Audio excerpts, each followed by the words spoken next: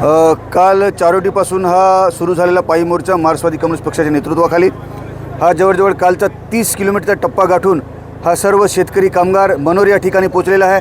पूर्ण रात्र या ठिकाणी सर्व जेवण वगैरे झाले।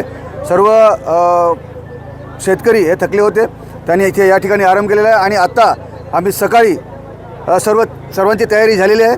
11:30च्या दरम्यान आम्ही या ठिकाणाहून पालघरच्या दिशेने कलेक्टर कार्यालयाच्या दिशेने आम्ही या ठिकाणाहून कूच करणार आहोत।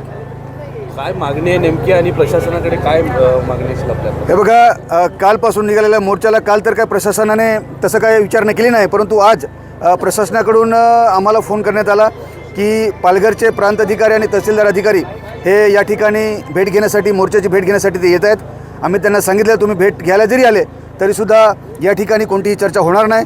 चर्चा ही हा जिल्हा कलेक्टर कार्यालयावर मोर्चा पोहोचल्यानंतरच सक्षम अधिकारी जे असतील ते आणि शिष्टमंडळ यांच्यामध्ये चर्चा होईल असं आम्ही त्यांना सूचना केलेल्या आहेत। मागण्या मान्य न झाल्यास पुढची भूमिका काय राहील आपण? खरं म्हणजे आता जवळजवळ 50,000च्या वरती हा शेतकरी या पायी मोर्चामध्ये सामील झालेला आहे आणि तो हा अपेक्षाने आलेला आहे की माझ्या पदरामध्ये काही ना काही ज्या मागण्या त्याच्यातलं माझ्या पदरात काही ना काही पडेल, त्याची निराशा होणार नाही ही नक्कीच दखल मार्क्सवादी कम्युनिस्ट पक्षाचं जिल्हा नेतृत्व घेत आहे।